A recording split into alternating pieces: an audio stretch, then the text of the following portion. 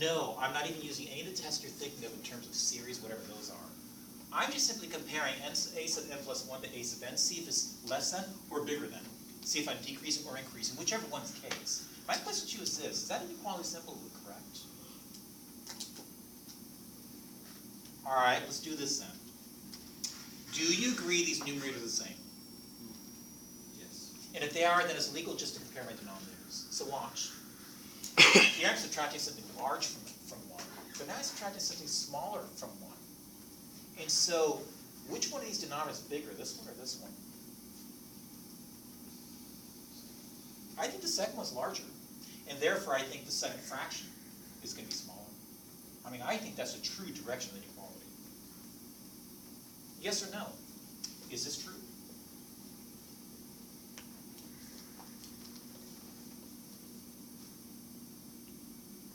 Is that true? What's on the other side of the inequality? I'm sorry, I can't hear you, Linda. What's on the other side of the inequality? You mean right here? No, inequality. What's on the other side? Nothing. I have a string of phrases.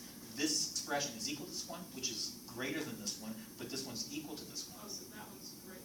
Okay, so you're saying n plus 1 over 1 minus n plus 1 should be on the other side of the inequality. Oh, thank you. So you're saying I'm wrong right here?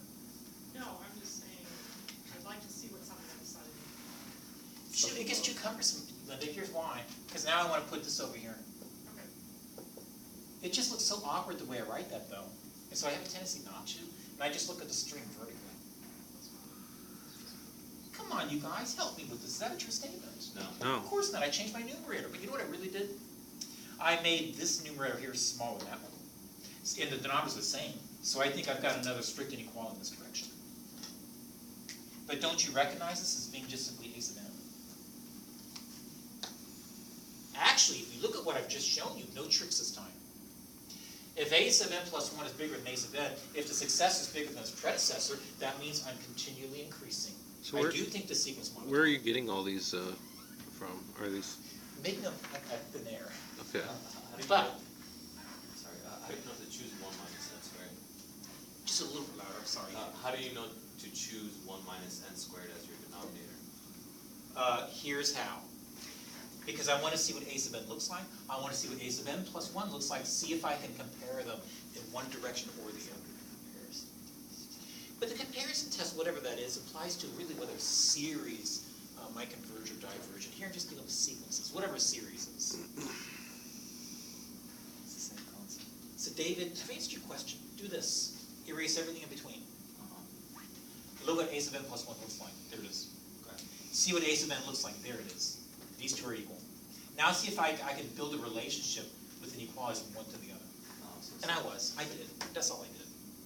So I think I found the sequence increases. If you don't like my work, don't look at anything on the board. Don't listen to me. Give me another way I can determine whether or not this sequence is monotonic. Just look at a graph. Yeah, I'm nervous about just looking at a graph, though, because that's not an analytic approach. And, the calculus is not that accurate sometimes. I'm not that accurate. Didn't you differentiate to find concavity? Look at the corresponding continuous function. See if the sign of the derivative is the same to the right of positive 2. Let's give it a shot. Let's check my work. Let's see if I made a mistake. I think I just found the sequence increases. However, if I allow my function f as a continuous function to have an output, that is, I've lost it, x over 1 minus x squared, or at least continuous over its domain, then I think f prime is easily generated by using the quotient rule.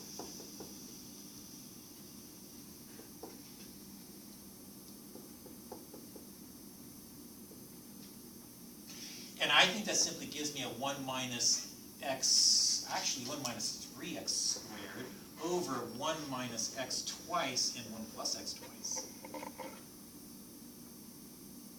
And now when I build a number line,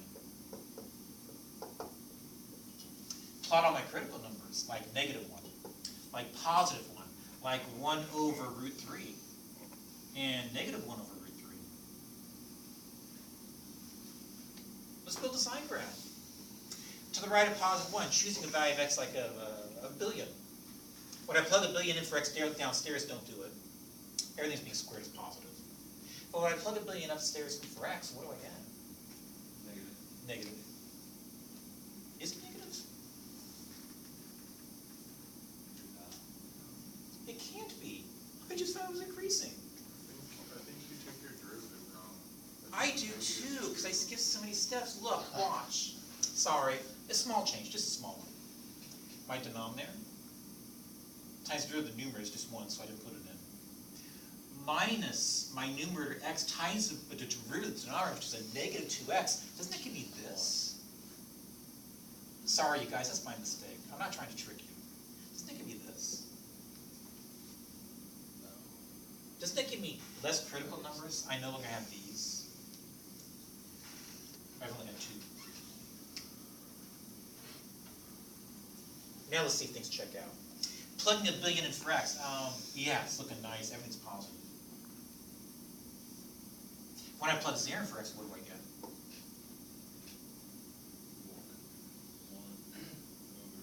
over 0. Right? My sequence defined for 2 on out. And look at that. I am monotonic. I'm strictly increasing. You look so thrilled. How about another notion? Yes, sir.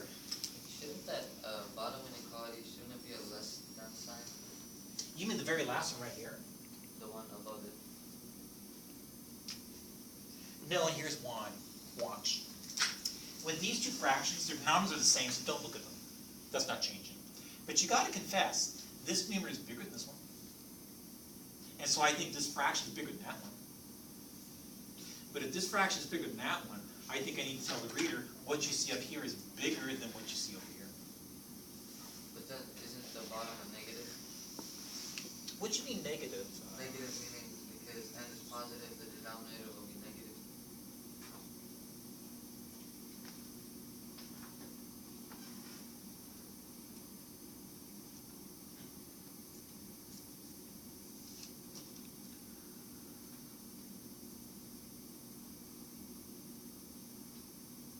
You know what? See your point? Do you think I could change things real quick? Just real quick. Just to make it legal. Can I do this? Can I talk about their absolute values? So what I'm saying is indeed correct. I see your point. Because I didn't change the signs of those expressions.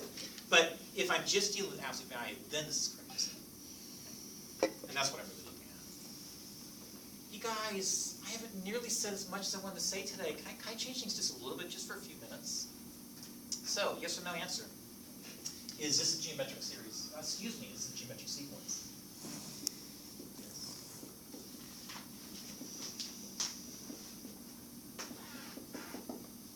And I can think of a sequence merely as a list of numbers. It's just that what if I wanted to come in and do something completely different? What if I wanted to take these entries, these numbers, and add them together? And I've got infinitely many terms. I might classify this as an infinite series. Think of a series as nothing more than the sum of the entries in a sequence, and just simply adding a bunch of numbers together when I use that word series. There's a distinction between a sequence and a series. So, there might be a question. Does a series converge or not? And I think the answer is going to be answered very differently than my simple questions today when it came to sequences. It's going to change for this reason.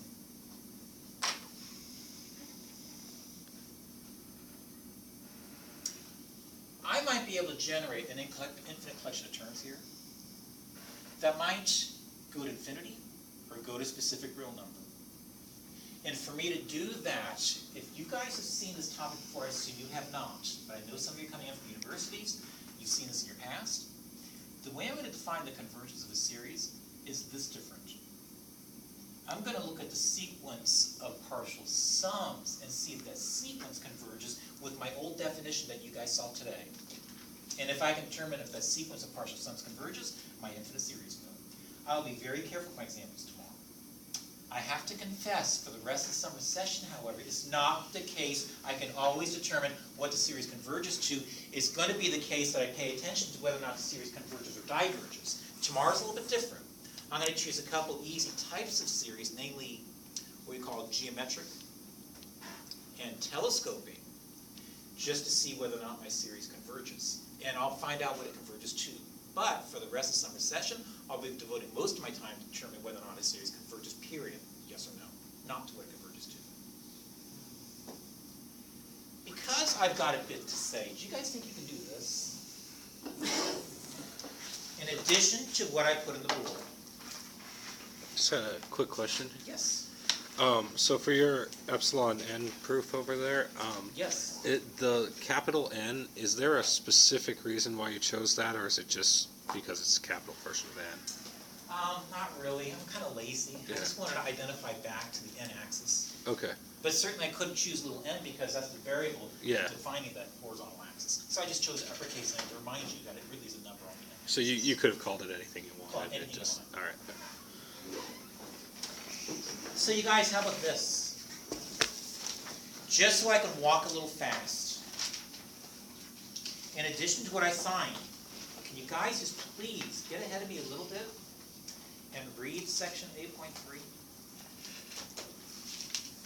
But also take a peek at 8.1 because that was the overview. And what I'm assigning is a combination of 8.1 and 8.2. So allow me.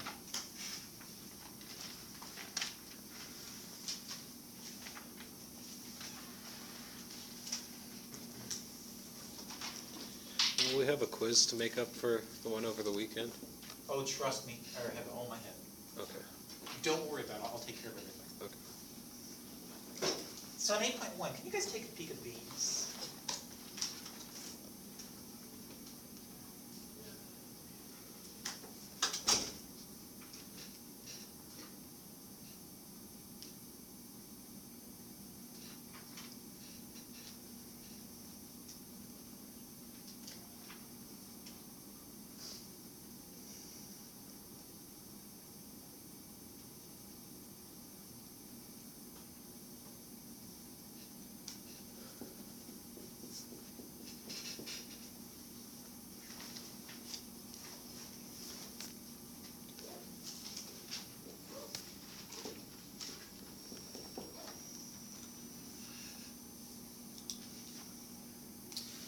And then in 8.2, take a peek at the following.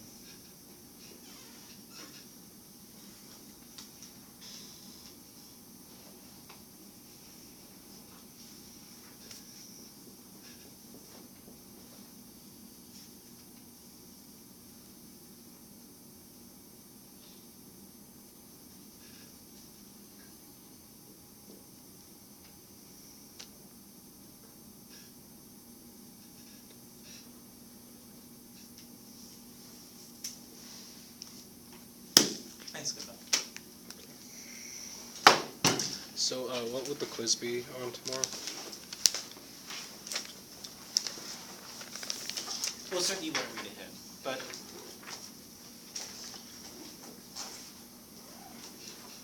I'm so slow, Bradley, I'm sorry. Okay. I gotta look at my section numbers. You can tell I haven't written the quiz yet. So yeah, it's not going to be on what we did today, right? Because that's normally not the case, but In addition to reading, yeah. why don't you just let me limit it? How about 7.7? Because I haven't written a quiz on 7.7. Okay.